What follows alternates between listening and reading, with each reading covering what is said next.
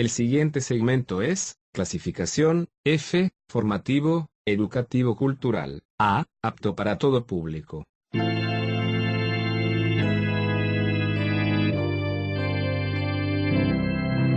Bienvenido a Hora de Estudio Bíblico, con nuestro maestro el Dr. Lehman Strauss. Este estudio es el resultado del tiempo personal con el Señor, el ministerio pastoral y la experiencia en conferencias bíblicas del Dr. Lehman Strauss. Él nos instruye y alienta con la enseñanza de la palabra de Dios. Ahora, el Dr. Strauss. Muy bien, continuando con la serie de preguntas sobre la persona y obra del Espíritu Santo, estamos respondiendo la siguiente. ¿Todos los cristianos reciben el Espíritu Santo en el momento de la salvación? El creyente que nos envía esta pregunta dice, yo soy salvo, pero ¿cómo puedo estar seguro de que el Espíritu Santo vive en mí? Queridos oyentes, les recomendamos tomar su Biblia y dirigimos su atención a Juan capítulo 14, versículos 16 y 17, donde el Señor Jesucristo dijo, y yo rogaré al Padre y os dará otro Consolador para que esté con vosotros para siempre, el Espíritu de verdad, al cual el mundo no puede recibir porque no le ve ni lo conoce, pero vosotros le conocéis porque mora con vosotros y estará en vosotros. Estamos enfatizando las frases con vosotros y en vosotros para realzar el hecho de que la frase en vosotros, o sea, en ustedes, sucedió en el día de Pentecostés de Hechos capítulo 2. Y para comprender la enseñanza de nuestro Señor Jesucristo debemos considerar el Antiguo Testamento, como les decía en el último programa. Moisés condujo a Israel a la construcción del tabernáculo en el desierto. Cada detalle estaba de acuerdo a la tipología cuidadosamente planeado y ejecutado. Pero aún después que el tabernáculo fuera completado, no era nada más que una carpa vacía hasta que algo sucedió. En Éxodo 40:34 se nos dice que una nube cubrió el tabernáculo de reunión y la gloria del Señor llenó el tabernáculo. Repentinamente el tabernáculo se convirtió en la habitación de Dios. No una simple carpa vacía, sino el lugar de habitación del Todopoderoso Dios. Dios había descendido para morar allí. Cuando el tabernáculo ya no era necesario, Dios ordenó a Salomón que construyera un templo, pero este no era más que un edificio vacío a pesar de su costo y de su belleza. Luego, en el día de su dedicación, en el primer libro de Reyes, capítulo 8 y versículo 11, la gloria del Señor llenó el templo. Así vemos que cuando Dios se trasladó al templo, repentinamente éste se convirtió en la morada de Dios en medio de su pueblo. Muy bien, de la misma manera en el día de Pentecostés de Hechos capítulo 2, Dios empezó un edificio nuevo, un nuevo templo llamado su iglesia. Pablo escribe en Efesios 2, 21 y 22 de esta manera. Dice, en quien todo el edificio bien coordinado va creciendo para ser un templo santo en el Señor, en quien vosotros también sois juntamente edificados para morada de Dios en el Espíritu. Ahora, observe la frase en el Espíritu. En Pentecostés había un grupo de creyentes que la Biblia llama un cuerpo de creyentes. Pero el cuerpo, como el tabernáculo y el templo en aquel entonces, en el pasado, el cuerpo estaba vacío hasta que el Espíritu Santo hizo de él su morada permanente. Este es el significado de lo que el Señor dijo, el Espíritu Santo estará en vosotros. El Espíritu Santo vive en el cuerpo de cada persona que ha sido salva. Tenemos la evidencia en Romanos 8:9 que dice, si alguno no tiene el Espíritu de Cristo, no es de él. La ausencia del Espíritu Santo en una vida es prueba de una condición no regenerada en esa persona. Judas, en su breve carta, en versículo 19, describe a las personas no salvas con la expresión los que no tienen el Espíritu. Muchos cristianos en Corinto eran carnales, algunos eran culpables de inmoralidad, y sin embargo Pablo dijo en 1 Corintios 3:16, ¿no sabéis que sois templo de Dios y que el Espíritu de Dios mora en vosotros?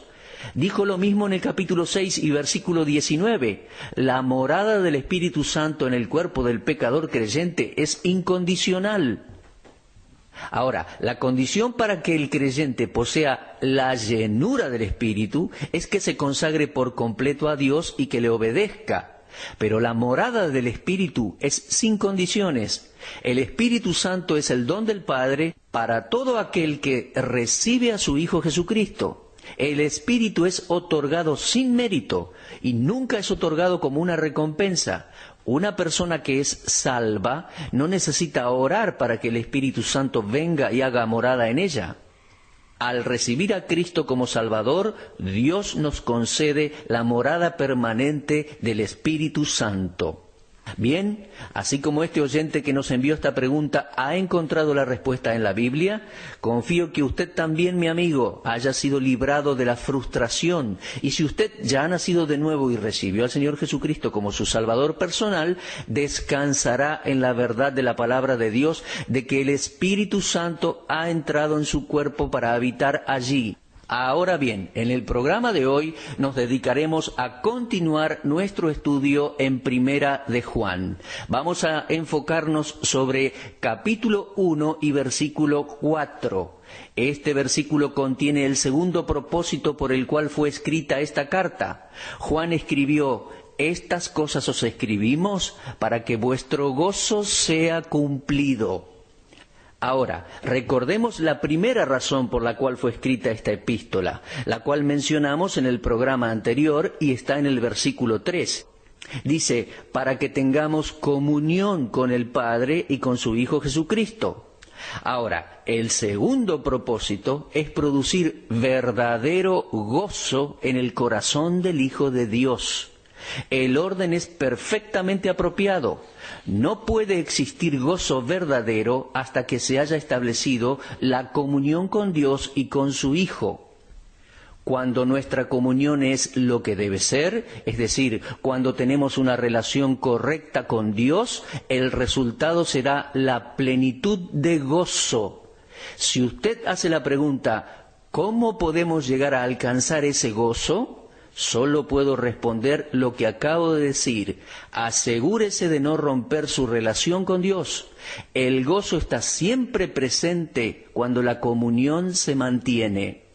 Esta es la única vez que la palabra gozo aparece en toda esta epístola, en Primera de Juan. La palabra gozo viene de la palabra griega chará, que se traduce como deleite o alegría también. En realidad el gozo es el sentimiento de placer y regocijo causado por la expectativa de la llegada de algo bueno. Una ilustración de gozo causada por la expectativa de algo bueno la vemos en el anuncio del nacimiento de nuestro Señor en Lucas 2:10. Es una historia muy interesante. El segundo capítulo de Lucas ha sido usado muchas veces por los predicadores en el tiempo de Navidad. Creo que pasamos por alto el verdadero significado del mismo. En Lucas 2:10 leemos: pero el ángel le dijo, no temáis, porque he aquí os doy nuevas de gran gozo, que será para todo el pueblo. Ahora, ¿cuál era la causa de aquel gozo? Estaban esperando que algo grande sucediera, algo maravilloso. El Señor Jesús venía al mundo para salvar a los pecadores. Es por esto que Lucas 2:11 es una ilustración del gozo causado por una gran expectativa de algo bueno. El deseo del Señor para sus discípulos era que tuvieran gozo en sus corazones. Este era uno de sus propósitos cuando les instruyó en Juan 15:11. Él deseaba que tuvieran gozo. Les dijo que la oración les ayudaría a conseguir el gozo en Juan 16:24 y luego oró al Padre para que les diera gozo en Juan 17:13. Ahora, si el gozo es lo que el Señor Jesús anhela para los suyos y por esto oraba, entonces el verdadero gozo debería estar presente en cada hijo de Dios. pero la única fuente verdadera de gozo y deleite está en el Señor. En pasajes tales como Isaías 29:19 y Habacuc 3:17 y 18, podemos ver que si uno está bien con Dios, entonces es una persona feliz. Pero debemos ser conscientes de que la falta de unidad entre los creyentes destruye el gozo. Esto es lo que Pablo dice en su epístola a los Filipenses, en capítulo 4.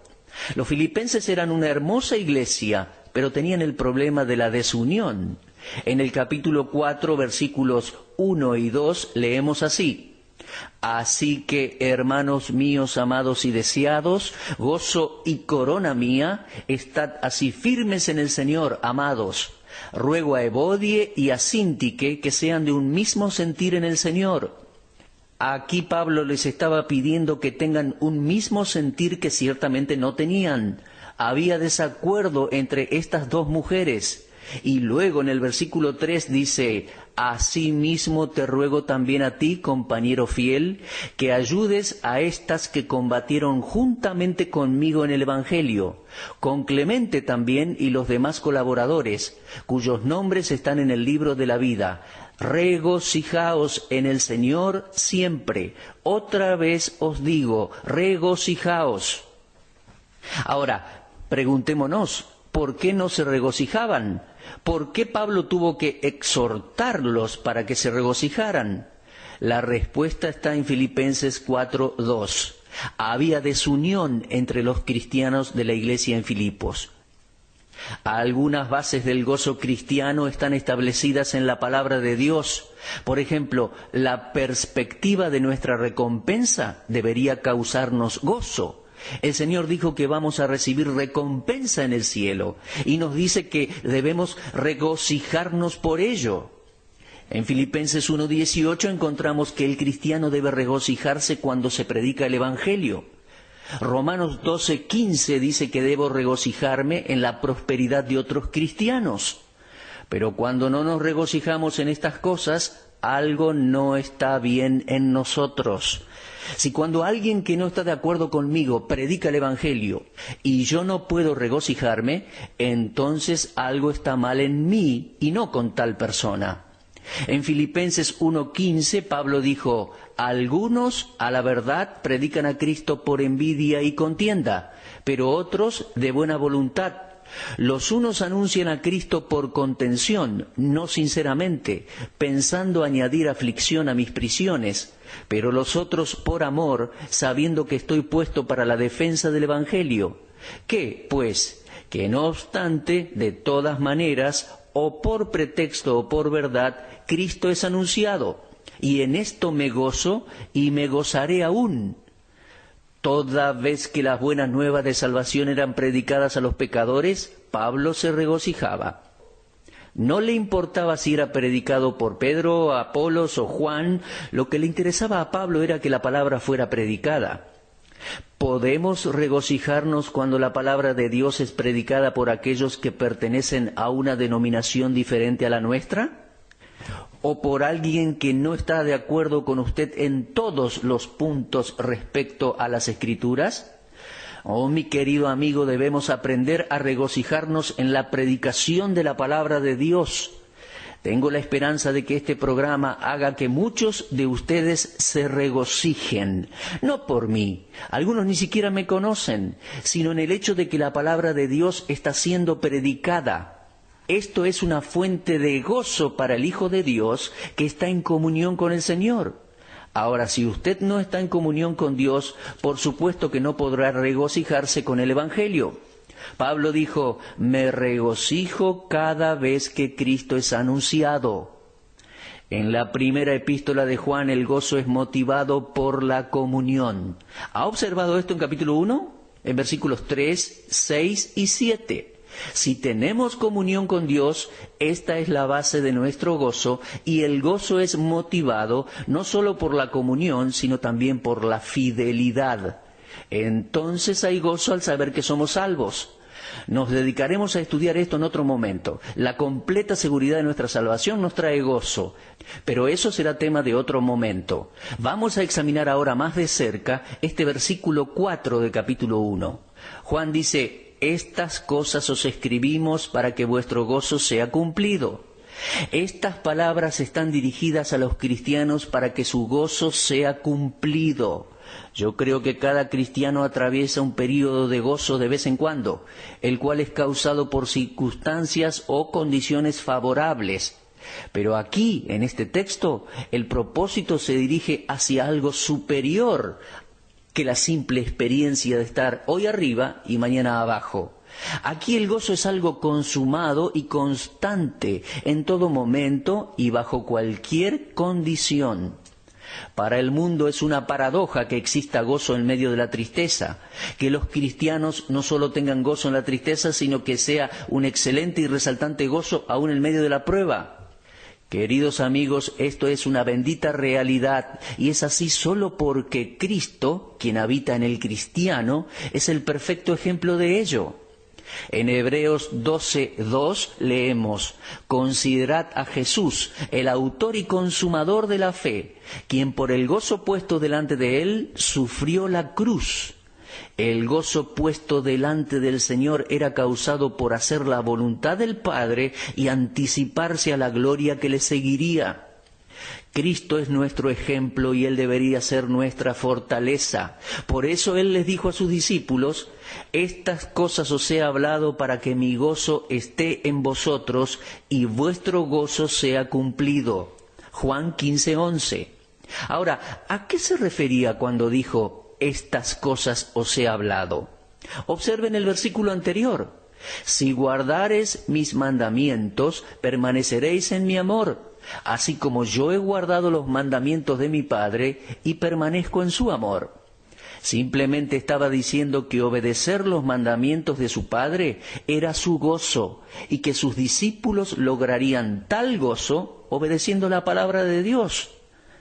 La base de un gozo permanente y completo está en nuestra rendición a la voluntad de Dios, como hemos leído en su palabra.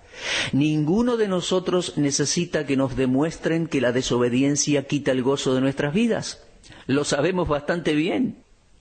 David aprendió esta amarga lección cuando se arrepintió de su pecado y clamó a Dios en el Salmo 51:12 para que le devolviera el gozo de su salvación. Cuando David pecó, no perdió su salvación, sino que perdió el gozo de la misma. Y entonces clamó para ser limpio y purificado, y luego clamó por el gozo que resulta de tal limpieza. Él había oído no solo respecto al juicio de Dios por los pecados, sino también respecto a que el perdón y la limpieza le devolverían el gozo perdido.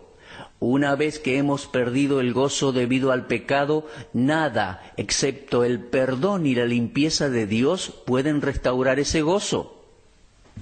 Dicha restauración es comparada con el ajuste de un hueso roto. ¿Alguna vez se quebró un hueso? Bueno, yo no, pero mi hijo mayor se quebró un brazo cuando era pequeño y no fue nada fácil ajustar ese hueso. El brazo le dolía mucho antes de llevarlo al doctor. Le dolía antes de ser restaurado y durante la restauración. Pero ¿cuál era el propósito al restaurar el hueso? Que deje de doler y que vuelva a la normalidad. Antes de ser restaurado, la vida de David era como un hueso quebrado, una vida partida debido al pecado, y el resultado fue que el gozo desapareció de su vida. La ausencia del gozo era tan profunda en David que él oró a Dios para que le restaure su gozo y que lo librara de pecar nuevamente. De modo que vemos que la confesión prepara el camino para la limpieza y el perdón, y éste a su vez deja el camino limpio para que nuestro gozo sea restaurado. Mi amigo, ¿es usted un cristiano gozoso? He viajado mucho y he visto a muchos cristianos que parecían haber sido bautizados en jugo de limón. No tenían gozo. Estaban enojados, amargados, como si la vida los hubiese tratado muy mal y como si nadie estuviera cuidando de ellos, como si Dios no los amara. Esto está mal, no debemos estar así. Acerquémonos a Dios y confesemos nuestros pecados y oremos como David oró: «Vuélveme el gozo de tu salvación».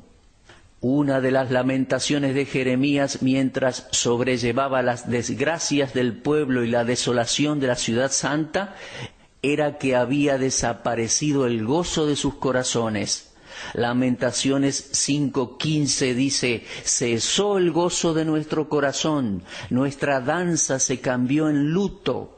Había mucha tristeza en el corazón del profeta al reflexionar sobre el pasado pecaminoso de Israel y el presente juicio de Dios.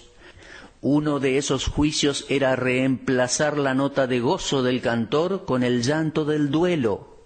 Algunos escritores se refieren a ella como una canción funeral.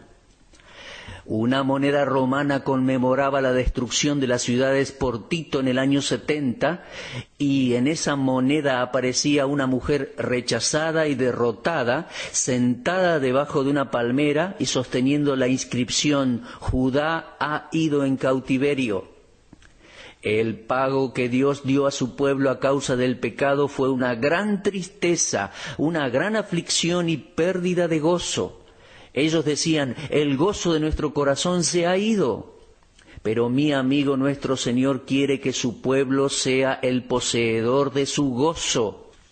No es el gozo que se muestra en el rostro a causa de la vergüenza y el sufrimiento causado a otros, ni tampoco una sepulcral santurronería, ni el de una religión que viste ropas sepulcrales y ruega por los muertos. No, Jesús vino a darnos gozo. La simple religión puede ser sombría y dudosa, pero la verdadera cristiandad es más que una religión. Es una nueva vida en Cristo y es una vida llena de gozo. El contexto de Juan 15 aclara muy bien la forma en que podemos conseguir ese gozo en todo momento y en toda circunstancia. Preguntémonos, ¿cómo podemos obtener el gozo del Señor? Con nuestra comunión con Él. Esta es la verdad expresada en la metáfora de la vid y los pámpanos. Este es un capítulo interesante y fue escrito por el mismo hombre que escribió la primera epístola de Juan. Por lo tanto, creo que debemos ir por un momento al Evangelio de Juan, capítulo 15. En él encontramos cosas muy interesantes. Fíjese por favor en el versículo 4. Estoy diciendo Juan 15:4. Permaneced en mí, dijo el Señor, y yo en vosotros. Como el pámpano no puede llevar fruto por sí mismo si no permanece en la vid, así tampoco vosotros si no permanecéis en mí.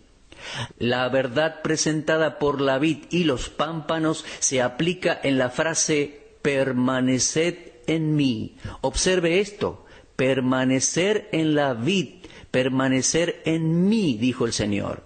El versículo 5 dice permaneced en mí. Lo mismo dice en el versículo 7.